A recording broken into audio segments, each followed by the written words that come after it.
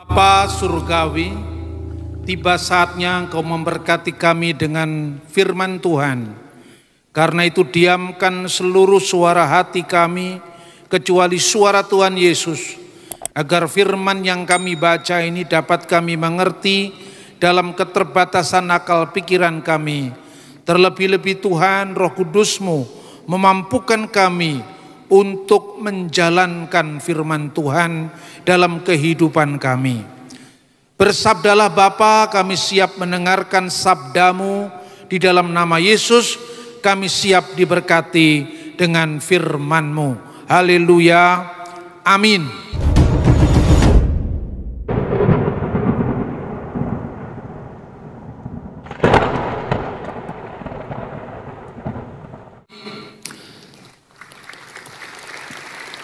Silakan duduk kembali. Shalom. Shalom alaikum besem hamasyah. Salam sejahtera di dalam Kristus. Saudara-saudara, kita akan membaca firman Tuhan dari Injil Lukas pasal 1 ayat 30 sampai dengan 35. Demikian firman-Nya. Kata malaikat itu kepadanya, "Jangan takut hai Maria, sebab engkau beroleh kasih karunia di hadapan Allah. Sesungguhnya engkau akan mengandung dan akan melahirkan seorang anak laki-laki, dan hendaklah engkau menamai dia Yesus. Dia akan menjadi besar dan akan disebut anak Allah yang maha tinggi, dan Tuhan Allah akan mengaruniakan kepadanya takhta Daud bapa leluhurnya, dan dia akan menjadi raja atas kaum keturunan Yakub sampai selama-lamanya, dan kerajaannya tidak akan berkesudahan." Kata Maria kepada malaikat itu, "Bagaimana hal itu mungkin terjadi? Karena aku belum bersuami." Jawab malaikat itu kepadanya, "Roh Kudus akan turun atasmu, dan kuasa Allah yang maha tinggi akan menaungi engkau. Sebab itu anak yang kau lahirkan itu akan disebut kudus, anak Allah." Amin. Saudara-saudara, salah satu kendala di dalam pewartaan Injil, pewartaan kabar baik kepada saudara-saudara yang di luar iman Kristen, itu adalah mengenai keilahian dari Tuhan Yesus Kristus. Terlebih-lebih banyak orang salah paham dan mengembangkan paham yang salah mengenai iman Kristen yang dilihat dari sudut pandang mereka sendiri, yang itu bukanlah mewakili atau representatif mewakili tentang iman Kristen sendiri. Misalnya ungkapan anak Allah. Mereka mengatakan bahwa kalau Allah itu punya anak, siapa bidannya? Terus saya kadang-kadang berpikir, ini yang primitif ini kita atau mereka? Karena setiap kata anak itu tidak harus berarti beranak secara fisik. Kepada orang-orang yang membawa damai, kata Yesus di dalam khotbahnya di atas bukit, mereka akan disebut anak-anak Allah. Bukan berarti orang yang membawa damai diperanakkan oleh Allah dengan istri. Begitu juga Raja Israel yang diurapi Tuhan disebut anak Allah. Ketika dunia, langit, bumi diciptakan, bintang fajar bersorak-sorai. Bintang fajar ini disebut juga anak-anak Allah, maksudnya para malaikat. Dan puncak daripada pemahaman tentang istilah anak Allah itu adalah monogenes theos, yang artinya anak tunggal Allah. Dan anak tunggal Allah itu spesifik khas, hanya berlaku bagi Yesus Kristus. Karena anak Allah itu maknanya bukan Allah beranak secara fisik, tapi maknanya Allah menyatakan diri secara final lewat firman-Nya. Maka dikatakan firman itu bersama-sama dengan Allah dan firman itu adalah Allah. Firman yang menciptakan segala sesuatu. Maka dikatakan segala sesuatu dijadikan oleh Dia dan tanpa Dia tidak ada sesuatu pun yang jadi dari segala yang telah dijadikan. Yohanes pasal 1 ayat 3. Itulah yang kemudian menjadi manusia. Yohanes 1 ayat 14. Dan firman itu telah menjadi manusia dan tinggal di antara kita, dan kita telah melihat kemuliaannya, yaitu kemuliaan yang diberikan kepadanya sebagai anak tunggal Bapa, penuh kasih karunia dan kebenaran. Itulah sebabnya maka Yesus disebut anak Allah yang tunggal, yang satu-satunya. Dan setiap orang yang menerima Dia, maka disebut anak-anak Allah. Jadi anak Allah bagi Yesus itu anak Allah yang satu-satunya, yang kekal, yaitu firman Allah yang adalah Allah sendiri. Tapi kita disebut anak-anak Allah karena kita menerima Dia sebagai anak tunggal itu. Maka kita yang dulunya hamba, yang dulunya menyebut Tuhan itu dengan panggilan ya Tuhanku, ya Rajaku, maka kita semakin dibawa dekat. Dan karena anak Allah yang tunggal itu, kita boleh memanggil Allah ya Aba, ya Bapa. Amin, saudara-saudara. Ini adalah makna kekristenan yang sebenarnya tentang anak Allah. Saudara-saudara, saya akan menunjukkan sekarang ini bagaimana pertanggungjawaban iman Kristen di tengah-tengah dunia yang sedang memusuhi iman Kristen. Karena itu saya akan membuktikan bukti sejarah.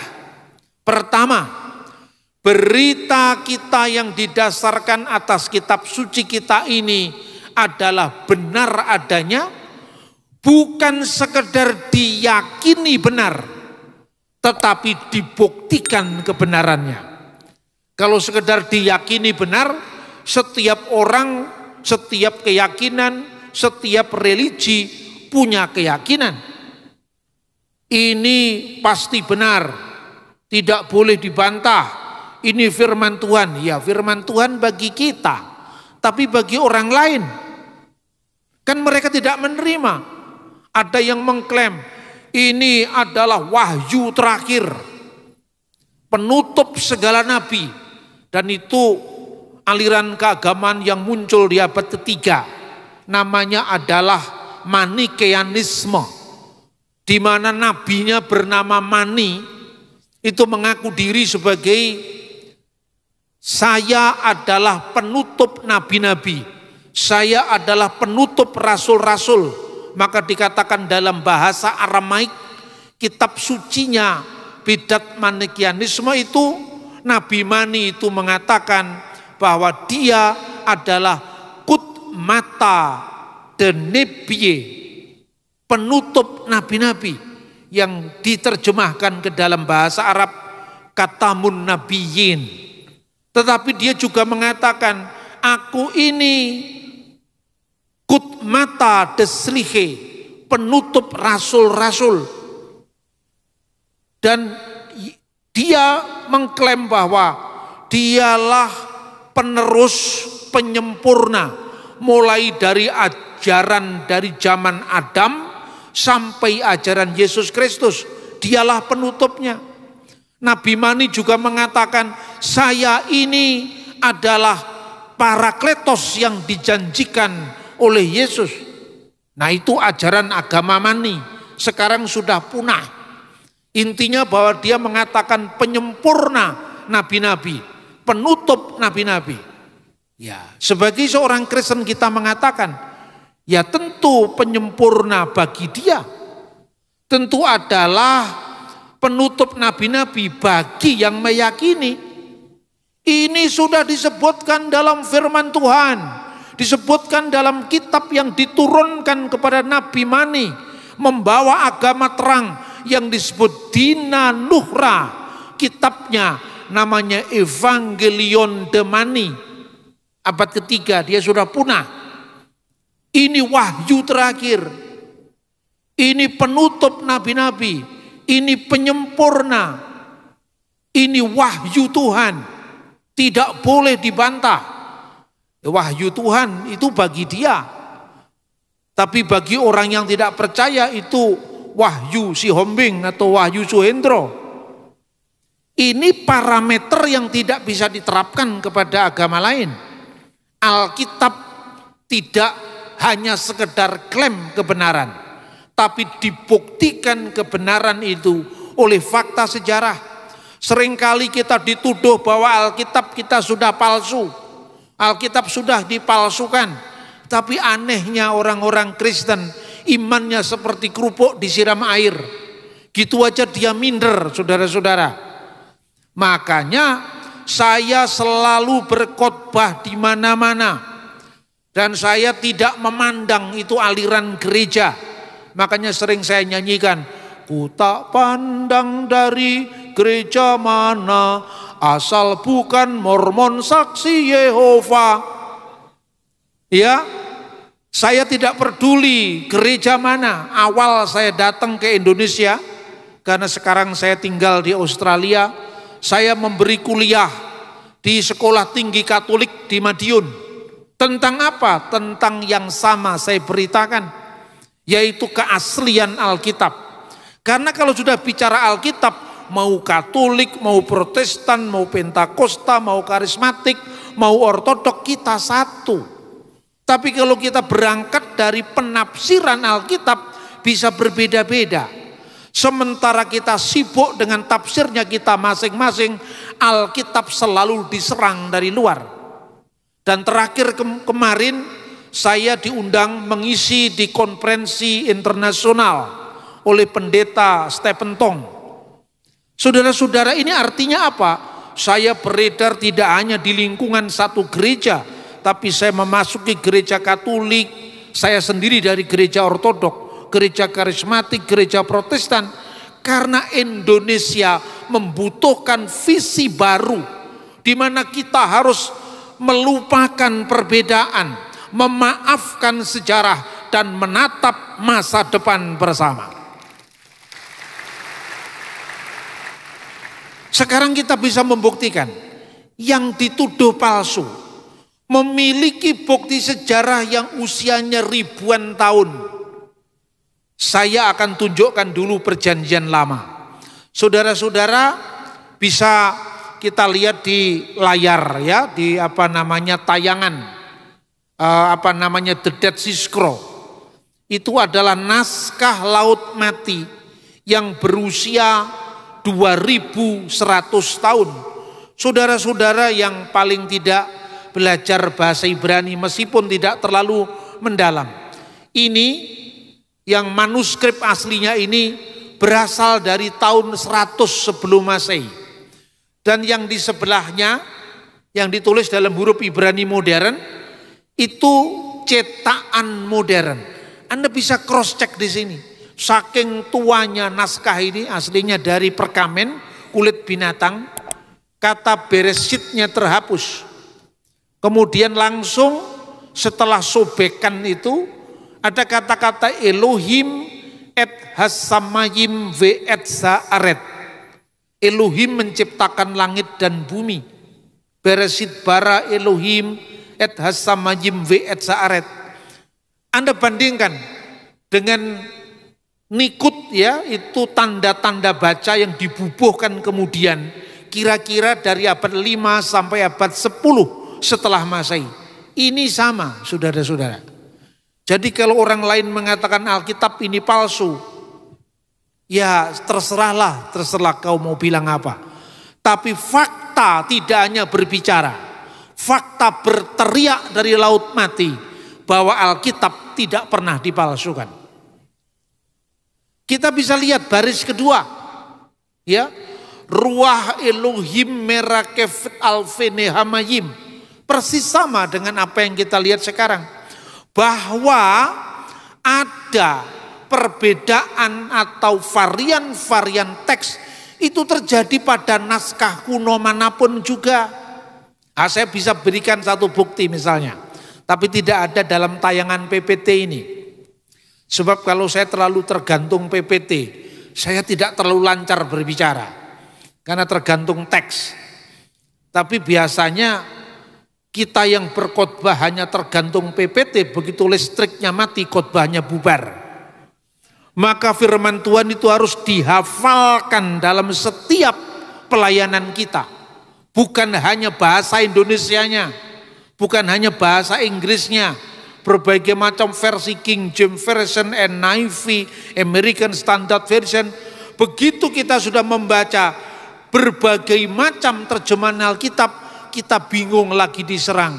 Alkitab kok setiap tahun direvisi, firman Tuhan kok direvisi. Saya jawab ringan-ringan aja lah. Yang direvisi itu terjemahannya bro, aslinya nggak pernah direvisi. Bukti berikutnya adalah Alkitab yang kita punya, saudara-saudara, yang namanya Perjanjian Lama dan Perjanjian Baru. Untuk Perjanjian Baru ditolak orang Yahudi.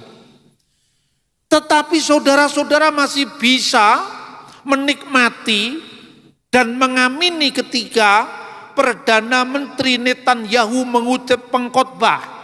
Perdana Menteri Netanyahu mengutip kitab Taurat. Padahal Netanyahu tidak percaya Yesus. Kita percaya Yesus. Kenapa kita bisa mengamini apa yang dikatakan Perdana Menteri Israel Netanyahu?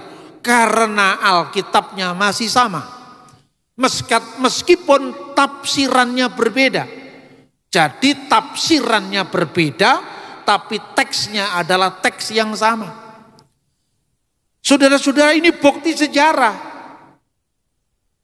Jadi kita dengan Yahudi satu kitab beda tafsir. Maka ketika Paus Yohanes Paulus II datang ke Israel mengunjungi museum Alkitab di Yerusalem, siapa yang mengantarkan dia? Patriark Gereja Timur. Gereja Ortodok atau Gereja Katolik Kristus Timur itu disebut Gereja Timur. Satunya adalah kepala rabi Yahudi di Yerusalem. Didampingi pejabat-pejabat pemerintah Israel. Paus sama Patriark Gereja Timur ini tentu percaya bahwa Yesus menggenapi Taurat karena dia percaya dengan 27 kitab Perjanjian Baru. Tetapi rabi Yahudi ini tidak percaya. Pejabat-pejabat Israel ini belum percaya, tapi mereka sama-sama merayakan kitab suci yang sama, membaca kitab suci yang sama, yaitu Perjanjian Lama. Orang Yahudi tidak menyebut Perjanjian Lama, mereka menyebut Tanakh, singkatan dari Torah, Nebim, Ketubim. Kitab Taurat 5 kitab, yaitu Sefer Bereshit, Sefer Elishemot, Sefer Vayikra, Sefer Bamidbar, Sefer Elehadivarim. Kejadian, Keluaran, Imamat, Bilangan, Ulangan. Lalu kitab nabi-nabi terdiri dari nabi-nabi awal, Nevim, Rishonim, dan Nebim Akaronim. Nebim Akaronim terbagi menjadi nabi-nabi besar, Yesaya, Yeremia, Yehezkiel, dan 12 nabi-nabi kecil. Lalu kitab-kitab suci atau tulisan-tulisan suci lainnya yang masuk dalam Ketubim diawali dari kitab Mazmur. Dan dalam urutan kita orang Kristen diakhiri dengan kitab Maleaki. Sama kitab sucinya. Pertanyaannya, kenapa Yahudi tidak bisa menerima Perjanjian Baru?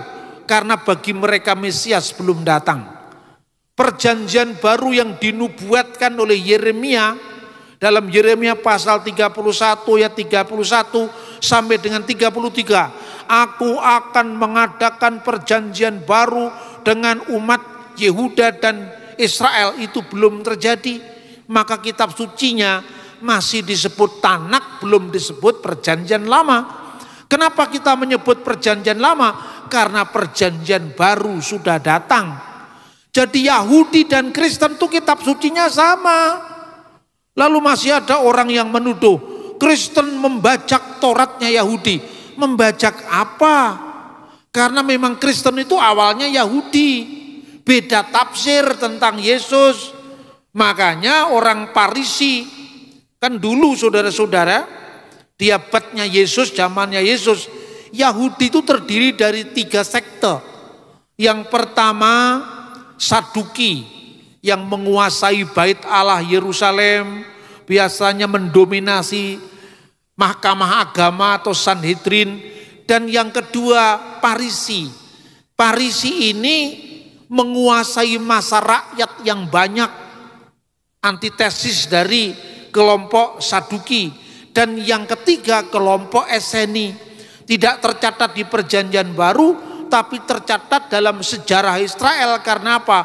Mereka sudah memisahkan diri dari bait suci Yerusalem sejak tahun 153 sebelum Masehi. Itu ada di Laut Mati. Dan orang-orang Eseni inilah yang meninggalkan bagi kita naskah-naskah Laut Mati, The Dead Sea Scroll, yang usianya lebih dari 2000 tahun. Pertanyaannya sekarang, agama mana di dunia ini yang sudah terpisah 2000 tahun Alkitabnya masih sama? Yang satunya percaya Yesus, satunya tidak percaya, Alkitabnya sama. Agama mana di dunia ini yang memiliki naskah kitab suci yang usianya lebih dari 2000 tahun? Nah, ini kalau bicara bayi data, nggak usah diputer-puter, maka tunjukkan gambarnya saja. Saudara-saudara, di antara Saduki, Farisi, Eseni, muncul satu lagi namanya Nosrim. Nosrim itu diterjemahkan dalam bahasa Arab Nasoro, pengikut Yesus orang Nazaret, ya. Jadi artinya apa? Satu Taurat banyak penghayatnya, satu Taurat banyak pengikutnya. Jadi kita dengan Farisi, dengan Saduki, dengan Eseni itu saudara satu Taurat. Orang Eseni menyebut kami ini Oseha Torah. Orang Farisi itu tidak setia pada Taurat. Kamilah yang lebih setia pada Taurat. Orang Farisinya mengklaim kami ini adalah penafsir-penafsir Taurat karena kami setia pada ajaran nenek moyang kami. Orang Saduki mengatakan hanya Taurat saja yang tertulis, yang tidak tertulis adat istiadat nenek moyang kami tidak percaya. Tapi satu Taurat. Kristen, dengan kedatangan Yesus, kata Rasul Paulus, Kristus itu penggenap Taurat. Amin. Ini luar biasa, bukti dari mana?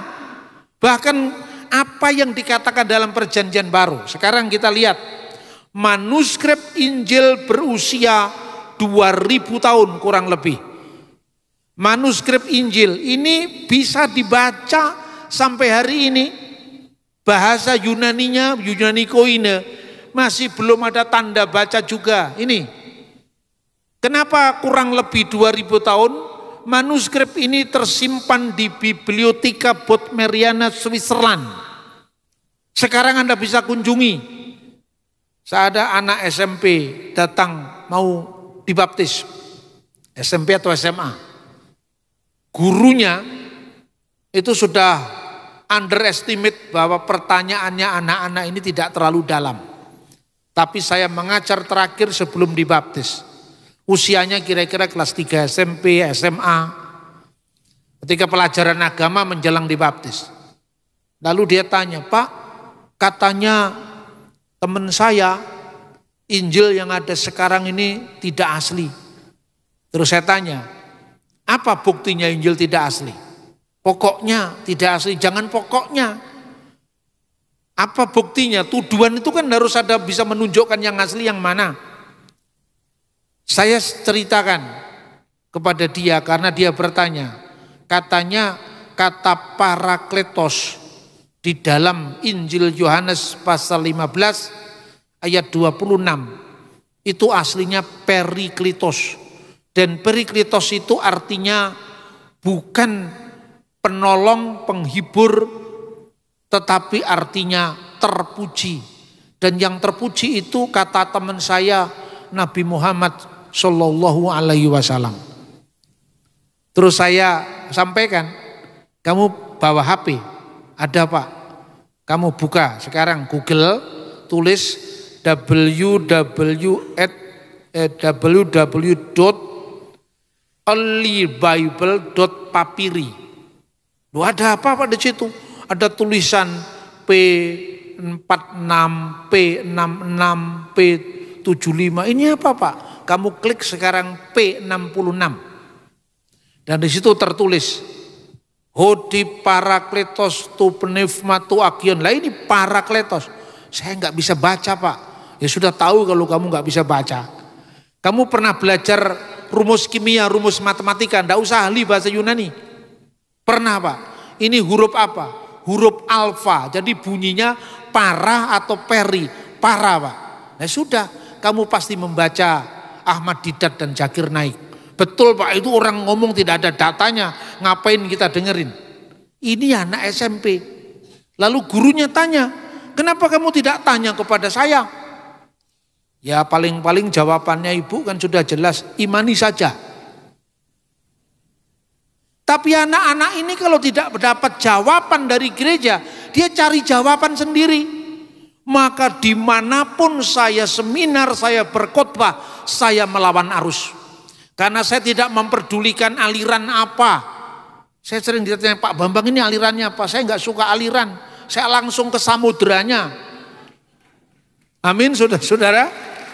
Kalau aliran dapatnya dikit, tapi kalau samudra banyak dapatnya. Maka kita harus passing over dari gereja kita masing-masing.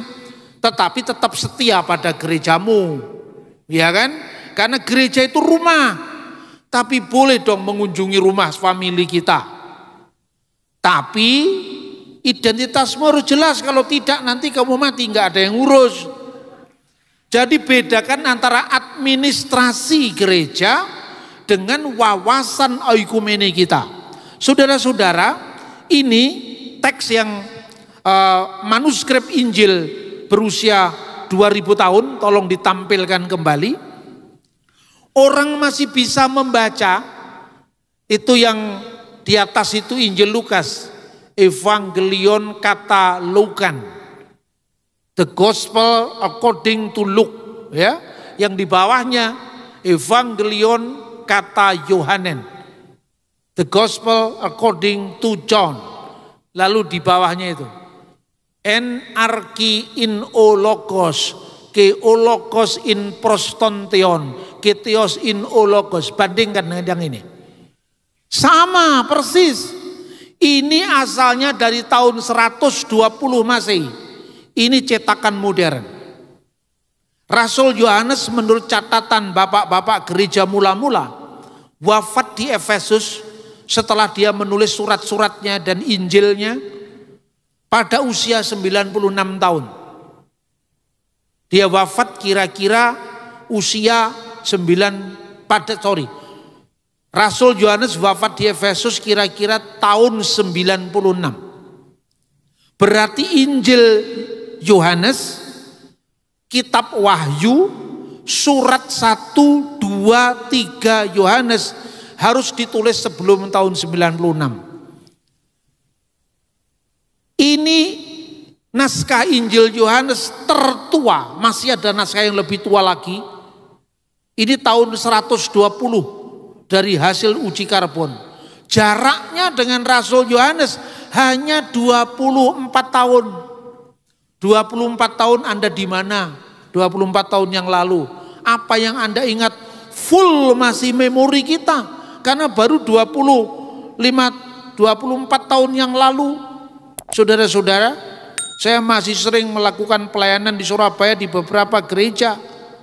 Sing nongkrong di warung kopi dekatnya Hotel Mirama. Terlalu fresh ingatan kita, hanya 24 tahun. Inilah bukti dari Injil kita. Jadi kalau ada yang mengatakan Injil kita dipalsukan, gak usah dihiraukan, langsung diajak lihat data manuskripnya. Nah saudara-saudara, itulah sebabnya saya menulis buku ini. Ya, judulnya Kitab Suci Uji Akurasi Historis dan Arkeologis. Ini tadi Anda bisa melihat kitab Kejadian yang berasal dari tahun 100 sebelum Masehi. Saya membawa buku tidak banyak. Itu di pintu gerbang utama ada buku-buku yang disediakan. Ini bukan jualan saudara-saudara. Tapi artinya Anda kalau tidak mendalam dalam memahami teks ini, pulang dari gereja, mana buktinya? Anda tunjukkan sampulnya aja. Jadi untuk menghadapi orang-orang usil itu ada dua jurus. Jurus pertama, jurus pengusiran. Kalau jurus pengusiran, Anda cukup taruh buku ini di ruang tamu Anda ketika teman-teman yang suka usil, Injil dipalsukan, ditunjukkan ini. Ini gambarnya pasti dia tidak tahu. Lalu Anda tunjukkan, inilah kitab Kejadian, Taurat Musa dari tahun 100 sebelum Masehi. Ada lagi yang lebih tua Pak? Ada. Tapi tidak lengkap, hanya potongan berkat Harun. Potongan berkat Harun itu kita punya naskah kira-kira tahun 700 sebelum Masehi. Itu masih ada. Namanya apa? Namanya adalah penemuan Ketef Hinom di Yerusalem. Isinya berkat Harun dalam kitab Bilangan. Tulisannya berbeda dengan tulisan ini. Ini kan berjarak 600 tahun setelah potongan berkat Harun yang ditemukan. Tulisannya kalau ini huruf Yod itu huruf Y, itu menjadi huruf terkecil. Ini pasti Yesus hidup sejaman dengan teks ini. Karena apa? Karena Yesus di dalam Matius pasal 5 ayat 18, satu iota pun tidak dihapuskan sebelum semuanya terjadi. Yod itu atau titik terkecil artinya. Satu yod pun, satu iota pun tidak dihapuskan. Iota itu yod, huruf terkecil dari bahasa Ibrani. Ini huruf terkecilnya yod, ya. Berarti Yesus sejaman dengan teks ini. Tapi kalau Anda membaca Ketef Hinom 700 tahun sebelum zaman Yesus, huruf Y atau yod belum menjadi huruf terkecil karena bentuknya masih berbeda. Nah ini dari perkembangan aksara, perkembangan huruf, perkembangan pola pikir, tafsiran Alkitab, semua bisa dilacak dengan cara yang sangat-sangat akademis dan akurat. Karena itu saudara-saudara, sekarang tumpangkan tangan Anda di dadamu sekarang begini. Dan katakan bersama-sama, saya bangga menjadi orang Kristen. Ayo kita sama-sama berkatakan, tampangkan tangan di dada kita. 1, 2, 3, saya bangga jadi orang Kristen. Berikan kemuliaan untuk Tuhan kita Yesus Kristus. Nah sekarang meningkat lebih jauh lagi. Next. Setelah kita lihat bukti naskah, ya, kita akan lihat naskah The Dead Sea Scroll yang berbicara tentang keilahian Sang Mesias. Tadi ayat-ayat yang kita baca itu apa? Siapakah Mesias yang akan datang? Kita bisa membaca tadi Lukas pasal 1 ayat 30. Ayat 31. Dia dinamakan Yesus. Lalu ayat 32. Ia akan menjadi besar dan dia akan disebut anak Allah yang maha tinggi. Dan Tuhan Allah akan mengaruniakan kepadanya takhta Daud bapa leluhurnya. Siapakah gelar dari Mesias yang akan datang? Anak Allah yang maha tinggi. Lalu dikatakan ayat 33. Dan dia akan menjadi raja dari kaum keturunan Yakub sampai selama-lamanya. Dan kerajaannya tidak berkesudahan. Kata kuncinya anak Allah yang maha tinggi dan kerajaannya tidak berkesudahan. Inilah keagungan Sang Mesias. Ini sebelum zaman Kristen. Ini kira-kira abad pertama sebelum Masehi. Makhluk-makhluk surga dan bumi akan mendengar kepada Mesiasnya. Mesias itu Mesiah bahasa Ibrani, diterjemahkan dalam bahasa Yunani Kristus. Hari ini telah lahir bagimu Kristus Tuhan di kota Daud. Lalu Mesias ini kebesarannya melampaui surga dan bumi. Hasemayim veharet yisma'u lemasihu. Surga dan bumi akan mendengar suara Mesiasnya. Bandingkan kata-kata Yesus ketika dia memberikan perintah amanat agung. Kuasa di surga dan di bumi telah diberikan kepadaku. Karena itu pergilah, jadikanlah semua bangsa muridku. Kuasa di surga dan di bumi telah diberikan kepadaku. Nah, sekarang orang bertanya, kenapa Kristen percaya Yesus itu anak Allah? Yahudi aja nggak percaya, itu kan biasanya. Jalan salib diludahi, makanya mainnya yang jauh. Saya jawaban dengan ringan aja, yang meludahi jalan salib sudah ditangkap. Gitu aja heboh. Kalau bicara itu bicara teksnya, jangan fenomena. Sebab di seluruh dunia ini ada Kristen garis keras, ada Kristen garis lembut, ada Kristen garis lucu. Yahudi juga begitu, Islam juga begitu. Tapi ketika bicara tentang suatu komunitas agama, harus merujuk langsung pada kitab sucinya. Jangan pada opini orang. Mesias punya kebesaran atas langit dan bumi. Kita lanjutkan naskah Qumran yang berikutnya. Next.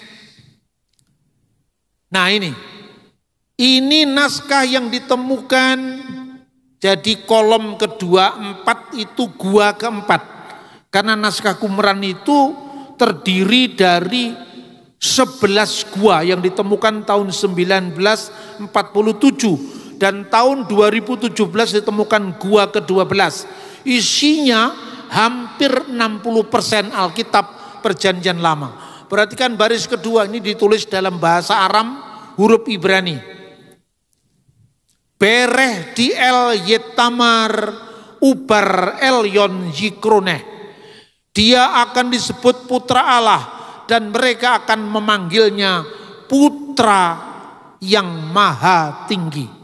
Cocok dengan Injil Lukas pasal 1 ayat 33 dan 35. Yesus disebut sebagai anak yang kau lahirkan akan disebut kudus, yaitu anak Allah.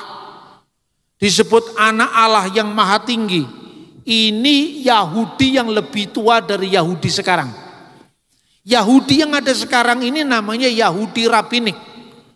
Ini adalah satu-satunya kelompok Yahudi yang masih bertahan sampai zaman modern. Jadi Yahudi itu tidak satu. Ini kelompok Rabinik ini kira-kira seperti ini. Sejarahnya panjang. Tapi kira-kira dipersingkat begini. Tahun 70 Masehi, tepatnya tanggal 9 bulan Ab, bulan Ibrani, paralel dengan 5 Agustus tahun 70 Masehi, Bait Allah dihancurkan. Sebelum Bait Allah dihancurkan, ada seorang rabi Yahudi yang sangat populer waktu itu, namanya Yohanan ben Zakkai.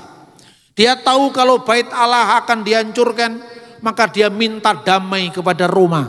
Diutuslah Rabi Eliezer ben Hirkanus untuk melobi pihak Roma. Diterimalah lobi itu oleh jenderal yang memimpin perang saat itu, yaitu Vespasianus. Lalu setelah diterima, maka kepala rabi ini datang ke Yerusalem, datang ke kemahnya Roma yang mau menghancurkan Bait Allah. Dia mengucapkan kata-kata seperti ini. Selama lakmalka, salam bagimu wahai raja. Lalu Vespasian mengatakan, ada 2 kesalahan kamu wahai rabi. Kesalahan pertama, kamu menyebut aku raja, padahal aku bukanlah raja. Mengapa dia sangat takut disebut raja? Karena sangat sensitif saat itu untuk ada raja selain kaisar. Tidak ada raja selain kaisar. Yang kedua, kalau kamu mengakui aku sebagai raja, kenapa kamu baru datang sekarang? Ketika kedua belah pihak sudah sama-sama korbannya sangat banyak, kenapa kamu baru datang? Lalu dia katakan, memang engkau raja wahai jenderal, tapi raja di masa depan, tidak untuk sekarang. Ini tercatat dalam Mishnah Talmud Yahudi. Lalu di tengah-tengah mereka sedang bercakap-cakap, tiba-tiba utusan Roma datang dan mengatakan, tabik wahai jenderal, bergegas bersiaplah, karena kaisar sudah wafat dan senat memilihmu sebagai pengganti kaisar yang baru. Lalu kaget dia mengatakan, kalau gitu nubuatmu benar wahai Rabi, sekarang mintalah apa yang kamu mau. Lalu Rabi itu mengatakan begini, kalau ada tempayan berisi madu dan ada ular yang ada di dalam tempayan itu, kenapa engkau tidak mengambil tongkat, mengeluarkan ular itu dari tempayan, lalu membunuhnya di luar tempayan itu tanpa merusak tempayannya? Saya tahu keinginanmu supaya bait Allah tidak dihancurkan. Itu tidak bisa. Karena dari saya berangkat sampai sekarang, sumpahku setia pada pimpinan. Saya taat, tugas saya menghancurkan tempat yang menjadi pusat pemberontakan terhadap Roma. Di mata Roma kan pemberontakan. Oke, kalau gitu mintalah yang lain. Aku minta suatu kota yang jauh dari hingar-bingar politik di Yerusalem. Di situ kami akan meneruskan agama kami. Di situ kami akan meneruskan iman kami tanpa bait suci lagi. Lalu diberikan tempat yang namanya Yapni atau Yamnia. Disitulah Yahudi Parisi itu bertahan. Lalu dari Rabi Yohanan ben Sakai digantikan oleh Rabi Eliezer bin Hirkanus, digantikan oleh Rabi Akiba. Pada zamannya Rabi Akiba terjadi perang Yahudi kedua. 132 Masehi sampai 135 mereka menang perang. Yahudi kembali punya kerajaan selama 3 tahun saja. Saat itu orang Kristen tidak mau lagi bergabung dengan harapan bangsanya. Mengapa? Karena Akiba Rabi saat itu memproklamirkan pemimpin yang menang perang itu, yaitu Simon Bar Kokhba, sebagai Mesias Israel. Dan orang Kristen tidak ada kompromi, karena Kristen diajarkan satu pemimpinmu yaitu Mesias, Yesus Kristus, tidak ada Mesias yang lain. Sejak saat itu Yahudi pecah dengan Kristen. Lalu Yahudi Parisi ini mengutuk orang Saduki, mengutuk orang Eseni, termasuk mengutuk orang Kristen. Itulah awalnya perpecahan gereja dengan Yahudi. Jadi baca sejarah yang komplit, baru kita bisa berkomentar. Nah itu saudara-saudara, makanya soal Yahudi tidak percaya Yesus, jangan marah. Jawab saja, masih dalam proses. Sejarah belum selesai, ya. Sejarah masih berlangsung. Kita tidak boleh mengutuk Israel. Saya selalu mengatakan kita harus memberkati Israel. Sekalipun mereka belum menerima keselamatan dari Kristus. Makanya kemarin saya menegur anak muda. Dia terpengaruh dengan medsos, menyebut Israel Israel. Sekalipun itu gurauan tidak boleh. Karena gurauan yang bernada kutukan adalah kutukan juga. Yang memberi nama Israel itu Tuhan sendiri kepada Yakub. Betapa berharganya nama itu, sampai-sampai orang Yahudi jangan makan daging di sendi pangkal paha. Memperingati apa? Memperingati peristiwa Yakub. Nah saudara-saudara, itu kira-kira yang bisa kita tekankan di dalam konteks hubungan Yahudi dan Kristen. Sekarang kesimpulan, kalau begitu keilahian Yesus itu dari awal memang merupakan nubuatan dan dibuktikan orang Eseni yang meninggalkan The Dead Sea Scroll itu usianya lebih tua dari Yahudi sekarang yang menolak Yesus. Karena Eseni dari tahun 100 sebelum Masehi, Yahudi yang sekarang ini hasil pengembangan dari abad ke abad, ada juga pergeseran tafsir. Tapi kitabnya tidak pernah berubah, kitabnya tetap sama tapi tafsirannya yang berbeda. Bagi Kristen, kebenaran iman kita tentang Yesus tidak tergantung Yahudi menerima atau tidak. Tidak tergantung Islam menerima atau tidak. Jangan demi toleransi iman kita dikorbankan. Kebenarannya untuk Yesus adalah Tuhan, perjanjian baru. Kita lihat sekarang yang terakhir, bagaimana perbandingan bagan ya antara Yesus yang sepenuhnya Allah sebagai firman Allah dan sepenuhnya manusia. Firman itu adalah Allah. Yohanes 1 ayat 1. Itulah dasar ketika orang Kristen mengatakan Yesus itu my God, dalam makna in the beginning was the word and the word was with God and the word was God. Yohanes 1 ayat 1. Tetapi ketika orang Kristen mengatakan Yesus sepenuhnya manusia, lihat firman itu telah menjadi manusia. Yohanes 1 ayat 14. Tidak pernah dikatakan setengah manusia, sepenuhnya manusia. Dalam keadaannya sebagai firman Allah yang walaupun dalam rupa Allah. Filipi pasal 2 ayat 6. Sebaliknya dalam keadaannya manusia. Filipi 2 ayat 7. Keskemati auretes os anthropos. Dan dalam keadaannya sebagai manusia. Dalam keadaannya sebagai manusia itulah kita lihat Bapa lebih besar daripada aku. Jadi jangan minder sama saksi Yehova, itu ayatnya ada. Bapa lebih besar daripada aku, itu Yesus ketika menjadi hamba. Ya, Yesus ketika datang sebagai manusia, Bapa itu lebih besar daripada aku. Yohanes 14 ayat 26. Tapi dalam keadaannya sebagai firman Allah yang adalah Allah, aku dan Bapa adalah satu. Yohanes 10 ayat 30. Dalam keadaannya sebagai firman yang adalah Allah, aku firman ada di dalam Bapa. Ya, tapi dalam keadaannya sebagai manusia, Bapa di dalam aku, artinya Bapa keilahiannya itu yang bekerja pada kemanusiaan Yesus. Lalu kita bisa baca lagi, dalam keadaannya sebagai firman Allah, amin amin logo umin prin Abram genestai ego eimi. Truly, truly, I say you, before Abraham was I am. Aku sudah ada. Al-haqo, al-haqo, aqulul lakum, qabla ayyulada Ibrahim, anaka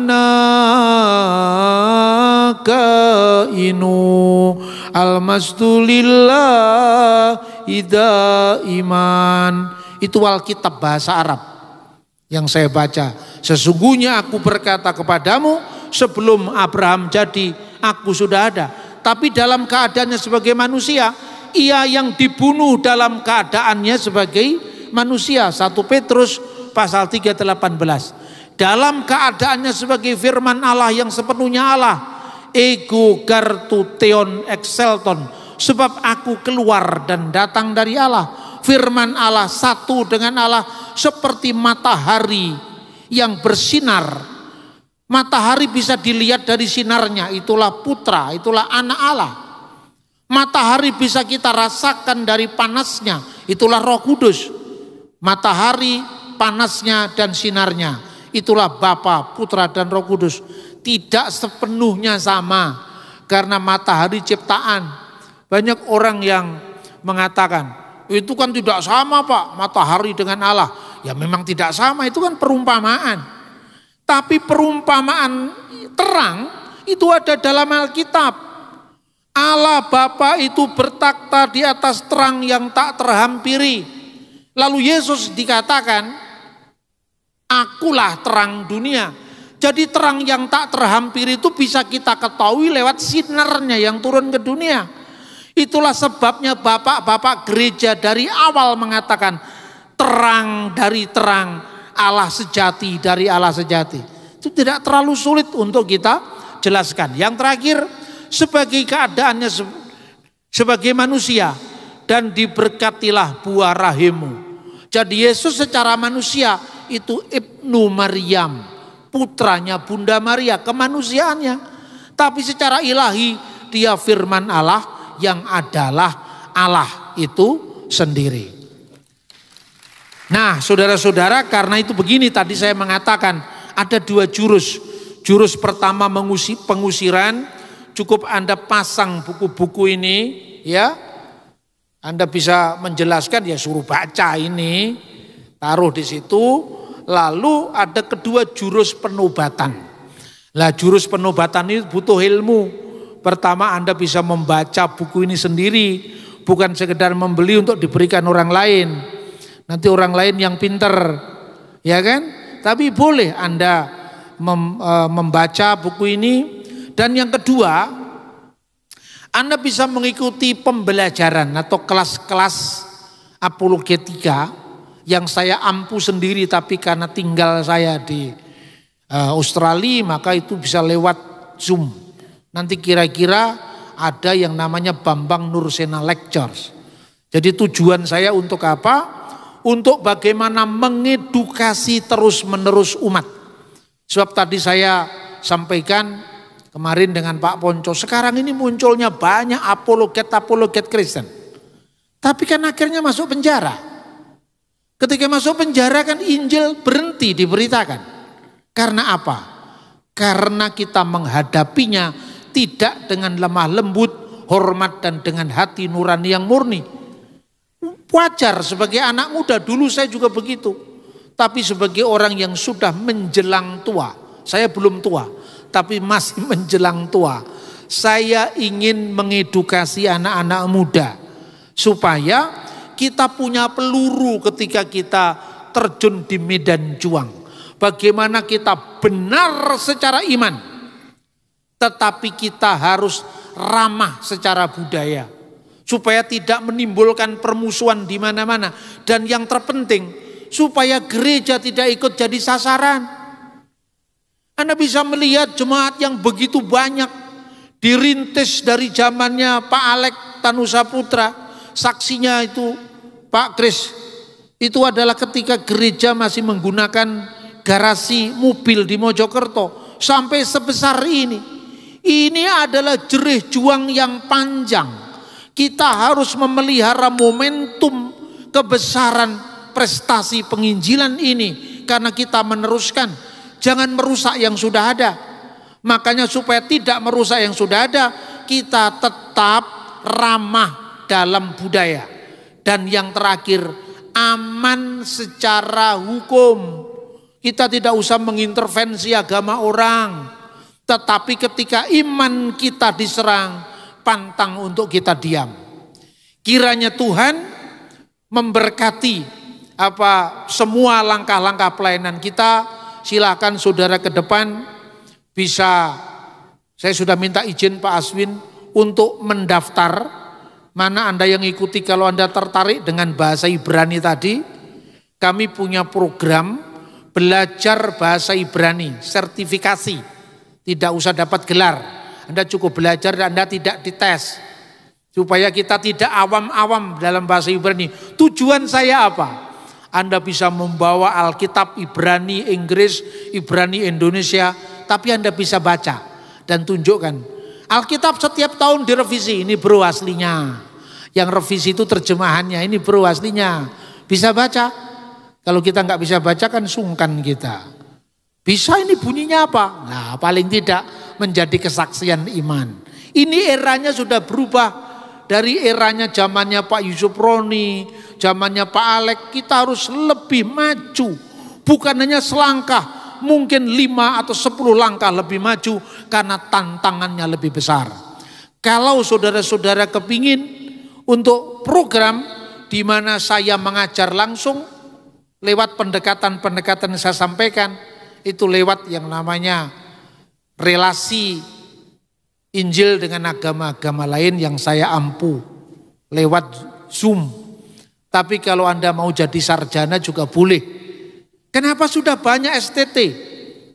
Saya dulu juga ngajar di STT Betani, ya. Kenapa masih ada STT lagi? Gini, kalau saya ikut STT-nya orang, saya tidak bisa menentukan isinya. Karena saya hanya diundang untuk mengajar. Tapi kalau sekolah kita 100% saya yang mendesain bagaimana caranya belajar bahasa Ibrani paling cepat. Karena banyak lulusan STT belajar bahasa Ibrani seperti minder. Kita bisa lakukan itu dengan pendekatan-pendekatan baru. Akhirnya apa? Akhirnya apa yang kita lakukan bukan mengusik yang sudah ada, tapi melengkapi yang belum ada, menjangkau yang belum terjangkau, agar nama Tuhan dipermuliakan dan kerajaannya datang. Tuhan memberkati kita. Tuhan memberkati kita. Tuhan memberkati kita dalam segala langkah dan pelayanan kita. Katakan bersama-sama, amin.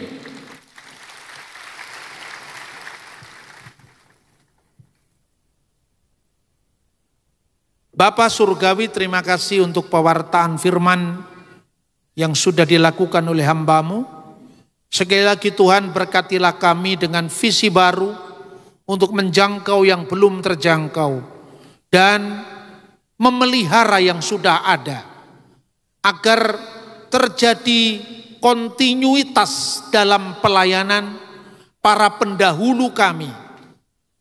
Mulai dari zaman Pak Alex sampai Pak Aswin ini dan generasi mendatang, kami bisa melakukan pendekatan-pendekatan yang tidak saling meniadakan satu gereja dengan gereja lain, tapi menjadi berkat bagi setiap orang. Terima kasih Bapa, kami berdoa, mengucap syukur dan memuji-muji nama-Mu. Hanya di dalam Kristus Tuhan dan Juru Selamat kami. Semua yang diberkati dengan firman Tuhan sama-sama kita ucapkan amin.